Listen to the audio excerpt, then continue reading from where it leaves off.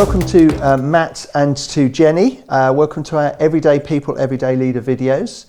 This is part of a series of videos on developing everyday leadership skills based on the book Everyday People and Everyday Leader. And so this video is looking at the skill of how we deal with failure and disappointment and challenges that we come up against. And Jenny, I've had the privilege of working with you over a number of years. And in fact, I said in the book that you are one of the best leaders I know about leading yourself and the challenges that you face. And we'll find out a bit more about that. So thank you for joining us. And Matt, I have the privilege, whether you count it as this, I have the privilege of being your dad. And so I've obviously got to see you and know you very well. And you also appear in the book because of the way you've dealt with some particular challenges. And so I've seen both of you lead in the context incredibly well when facing challenge and disappointment, and when things perhaps don't quite go to plan. So in the video today, I just want to explore some of that with you, how you manage those things so that hopefully people watching this can learn from you and kind of deal with the things that they face too. So Jenny, in the book, you tell a little bit about your story about, well, I tell the story about you wanting to be a teacher. Can you tell us a little bit about the journey you went through and the challenges that you faced? So I started my career as a nursery nurse and went as one of my placements in a school and thought, oh, I quite like this. Never thought I would. And got a job at Gusford and thought, do you know what? I want the next step. I want to be that teacher. Yeah. And so started on a degree. I really enjoyed it. Yeah. And just wanted more. And the more I wanted, the more I kind of just kept going, really. Yeah. And yeah, ultimately wanted to be a class teacher and then see what happened after that. Yeah, and those of us that worked with you could see clearly you had all the skills and talents for that. And as you say, you did all that work alongside to kind of gain some of the qualifications that you needed. You went and worked and did a degree, didn't you, alongside your day job, which shows how determined you were. But then there was this last sort of hurdle bit about getting on the training to be a qualified teacher. Tell us a bit about what happened there. Well, first of all, I had to resit my GCSEs because high school probably wasn't my best place. Okay. So I had to go back and do my resit my GCSEs, which I did every single evening for about a year. Yeah. And then, I thought I'll go on to the SKIP programme. So I applied. First time round, didn't get any further than the application. Second time round, I got to the next stage and no, it didn't happen again. So that next stage, you actually went for a day, you were sort of interviewed, weren't you? You had tasks to do. Did all of that. Yeah. And and they said, computer says no. Yeah. And how did that feel when they just said to you, thank you for coming, but no? It was that doubt, which part went wrong, I suppose. Was it the teaching of the children that I did? Yeah. When actually I thought that was one of my strengths. Yeah. Or what part of the day did I not get right? Yeah. So there was always that doubt. And did you find out what it was so that you could pick up on that aspect? Did you get that feedback? It was the assessment part of it, which is always my downfall. The word test, and I crumble at any kind of test. Yeah. And that was my kind of bit that went a little bit. Yeah. So you'd done all this extra work at night time, done all those GCSEs which hadn't been a joy for you in the first place, but you managed to do those. You'd applied, they said no. You'd applied and went for the assessment, they said no. Yeah.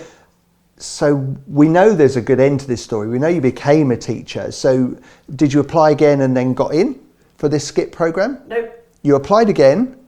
I didn't apply again. Okay. You found me a course. So we found an alternative way of you managing and getting that assessment. Yeah. And you passed, didn't you? Yeah, I got on the course. It was a pilot scheme, which for me was quite exciting because I was part of a pilot. Yeah. Is it going to continue or what? I got on the programme, and it was the whole, you've got 12 weeks. It's an assessment only route. What? how am I going to do all of this? But I was supported by my colleagues, and I was successful. And I could not believe it. Yeah, and I remember that joy when you finally got it. And so that what is clear is that you had immense determination. You know, you ran alongside your day job, you did all that training, but you got hit with that disappointment of having applied and then being told no. Yeah. How do you deal with disappointment like that when you'd worked so hard? What kept you going? What picked you back up again? Because that's what I wanted to do. And I knew that I wanted to be a teacher. And I'd been given so many opportunities to lead and teach a class and work with lots of different age groups that was my determination. I can do this. And this is what I want to do. And I am going to persevere until I get there. And I did. So it's about having just such a clear purpose that it drove you through hell and high water, as the phrase goes, that even in the face of that disappointment 1, disappointment 2, you kept going because you were so clear on the purpose. I want to be a teacher. Yeah, fantastic. Thank you. Matt, I know you very well, and I particularly know that you're hardworking and you're conscientious. But tell us a little bit about that first year of A-levels and that results time, because something happened there that was a great disappointment. Tell us a bit about that. First year of A-levels. Yeah. It was a bit of a rush into A-levels. I'd started at one college, then moved to another one because I didn't get on with it. Started at my new sixth form. Everything was going quite well. Subjects were okay that I picked. And then throughout the year, I was just kind of doing the work when I needed to, just getting on by basically. Came to exam season, did some revision, sat my exams, thought I did all right, nothing special. And then results day came. I remember we were on holiday in France. And opened up the email. And that was a challenge in itself, wasn't it? Yes. If I remember correctly. Yes, it was. I think everything was against me that day, just trying to get the results. There was a big storm the night before. All the kind of internet cables were down. And I think you had to buy... We were in the middle of rural France, weren't we? And we had to buy some data on the phone to download it. To try and get them. So. And I opened up the email and it basically just was fail. I got 3 U's and a D, and previously at school I'd been a fairly good student. You know, I got A's and B's, and I think 1 C at GCSE. And then to go from that, and basically passing and succeeding all the time to then failing was just like, oh my goodness. And it wasn't what you were expecting either, was it? It was in contrast to how you felt you were doing.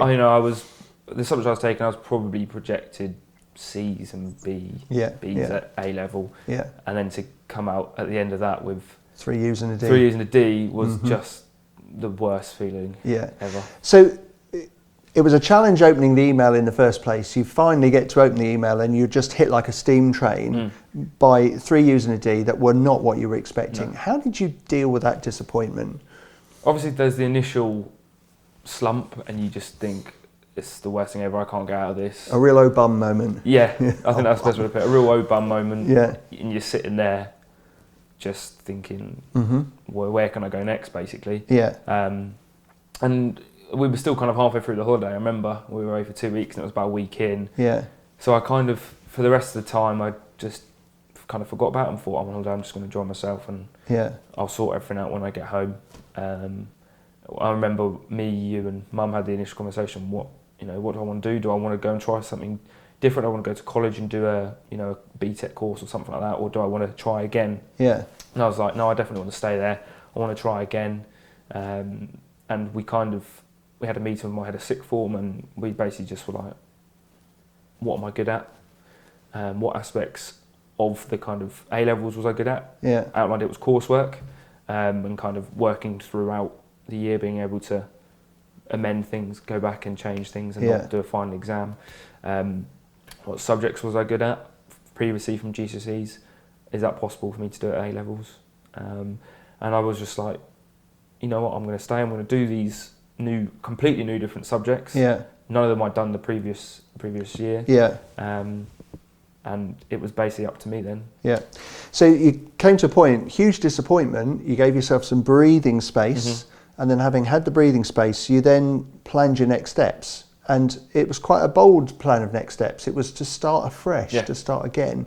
So what gave you the confidence to kind of dig deep and move on to the next steps? And to a certain extent, you know, swallowing a bit of pride and taking some next bold steps. What gave you the confidence like you said, to do that? It was swallowing a bit of pride because I'd never failed before. Yeah. In a way, I'd never felt how I'd felt like that. Yeah. And I'd never wanted to go to university. Yeah. So I never knew this is the course I want to do. I need these grades. It was a case of I still don't really know today, despite being in a nice job. But it was like I need to make my own destiny. Basically, it's up to me. Yeah. I need to come up with the best grades I can possibly get. Yeah. One, to not ever feel that feeling again. Yeah. But two, just to prove to myself and to other people, no, this is what I can do. Yeah. So unlike Jenny, where Jenny had a really clear picture, I want to be a teacher, so therefore I have to clear this next hurdle to get there. You weren't sure what you wanted to go on to, but what drove you forward was this sense of I don't ever want to be in that place again, but I want to get to the position with this next set of results that will open me up to different options. So I'm determined to get to that next step to get there. But you didn't have that. Yours wasn't the driver of the vision to become a teacher or to become a whatever. Your driver was, I don't want to be in that position again, but I want my options open. Yeah. So it's just reminding yourself of that. Yeah. So it's interesting hearing both of your stories. There's this sense where, you know, huge challenges that you face and at times disappointment. And in my book, I talk about the kintsugi approach, which is the Japanese art of fixing bowls. Now, if we drop a bowl and it cracks, we kind of glue it and we try and make sure that you can't see the crack, so it looks as good as new. But the Japanese have this style of mixing in the glue with either gold or silver or platinum, so that the crack, the break, becomes a thing of beauty. It becomes something that's part of the story of the bowl. And the idea is that these, you know, it tells a story that makes it even more beautiful. I wonder, have you guys been able to use these difficult experiences in a positive part of your story going forward? What about you, Jenny? Has your experiences of the disappointment, the challenges you face, has that either helped spur you, or have you been able to use that for others for good? I think when I was training as a nursery nurse, I worked with a family, and the mum actually does use me as a cog, and I'm pleased to say that her eldest son is a high school teacher, because the story of, you know, Jenny kept going and Jenny persevered, and this is, you know, Jenny worked really hard, and this is where she's got. He did the same. He had a few challenges, and he persevered, and now, he's a high school teacher. And also, I think now I'm an aunt, I look at my nephew, and it doesn't matter if it's tricky, keep going, and we'll get there. And I think that attitude towards being a teacher as well really helps with spurring my pupils on, as well as spurring colleagues on that do struggle, like we all do. I still struggle on a daily basis with different things, but just that attitude of you can do it if you keep going. I suppose what I use on a daily basis. So for you use it on a daily basis. Well, gosh, if I can get through that, I can get through this day, and then helping colleagues, children that you work with, and as you said, your story has spurred somebody else on. It's almost like, what would Jenny do? Jenny would keep going, and so you've become like a hero to them, and it's now they then repeat that story potentially for others too. Brilliant. What about you, Matt? Has that kind of kintsugi experience for you?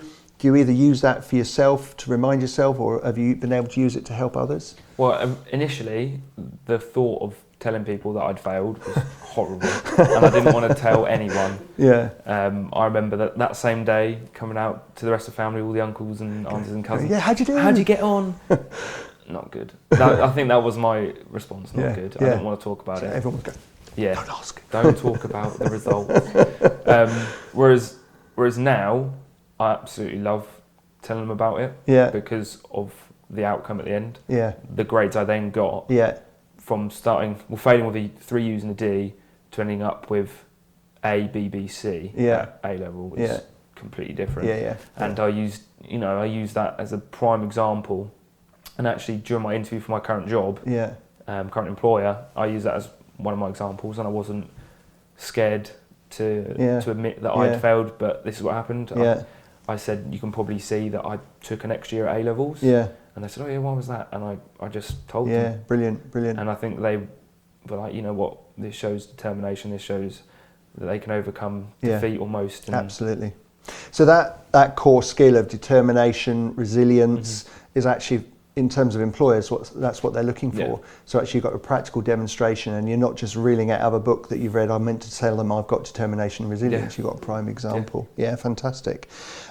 One of the things that can help people move forward that I talk about in the book is just getting perspective. Because, you said at the time for you, when you got that message, it just felt like caving in, didn't want to tell the family.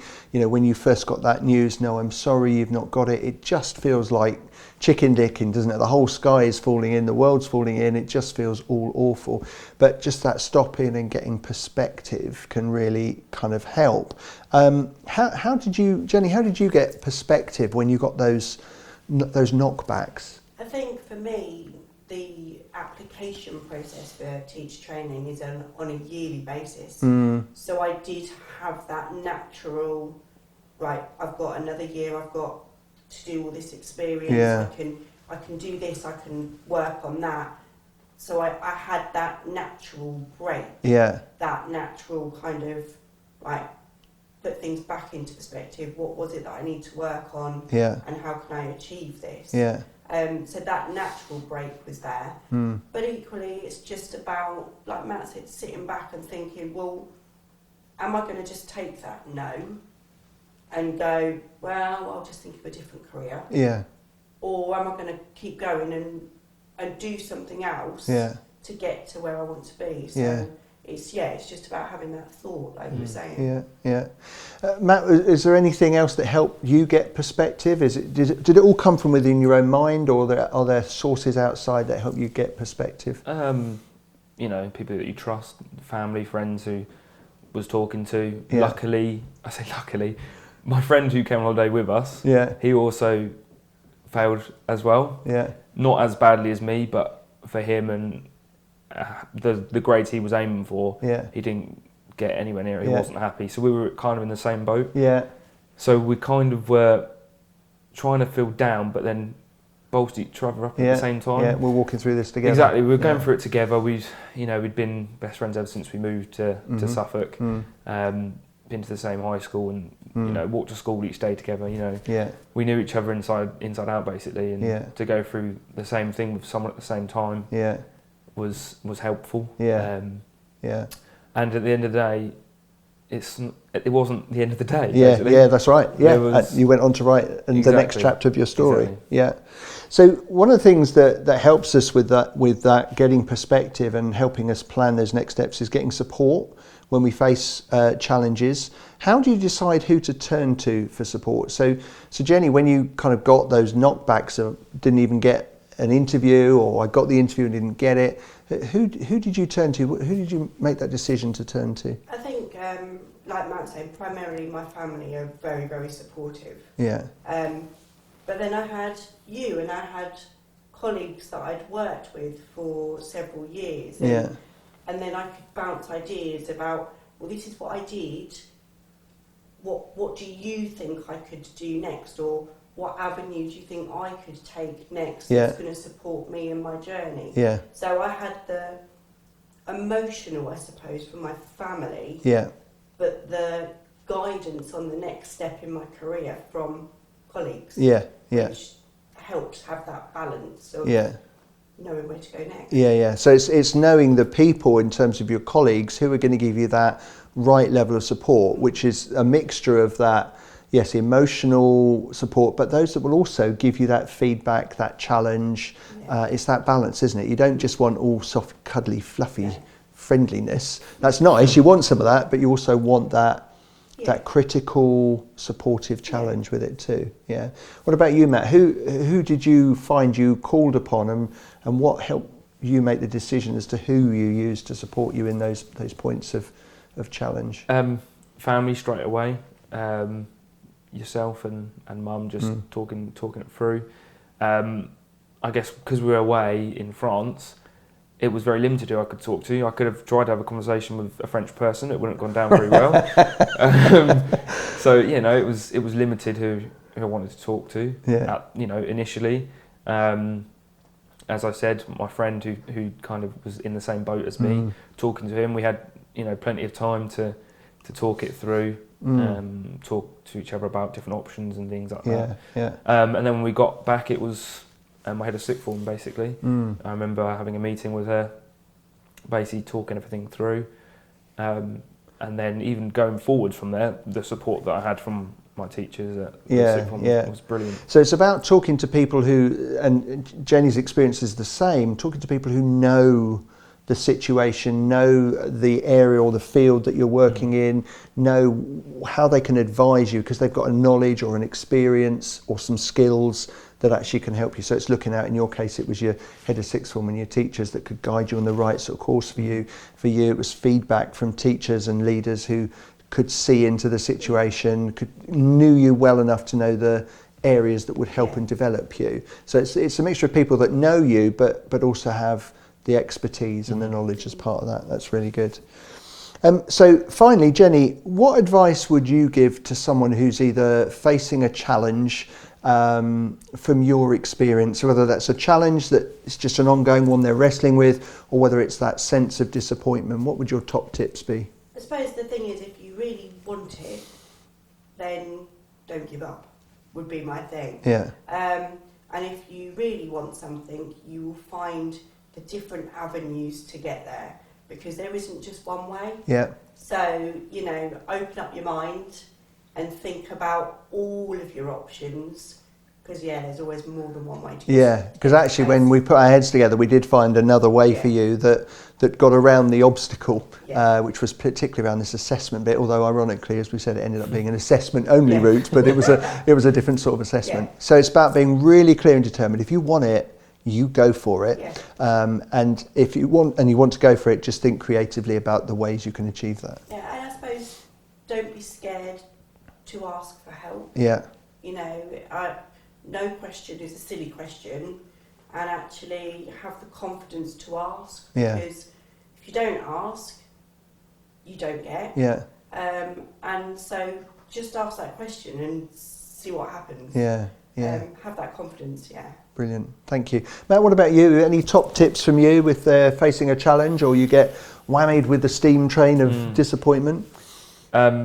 Basically, don't worry. It will get better. Yeah. Of course, get support and help from people that you trust, people that you respect. But it's down to you at the end of the day to almost pull yourself out of it. Yeah.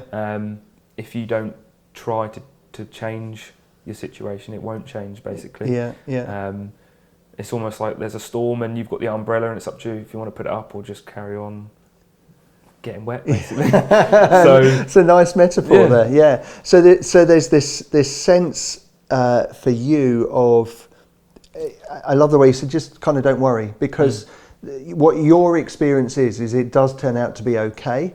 Actually, the same for you. It does turn out to be okay. Sometimes it's not always quite the way we plan it, but it does turn out to be okay. And that huge sense of disappointment you have at the time seems enormous, doesn't it? But actually, in most cases, the reality doesn't turn out to be quite as bad as we think it is.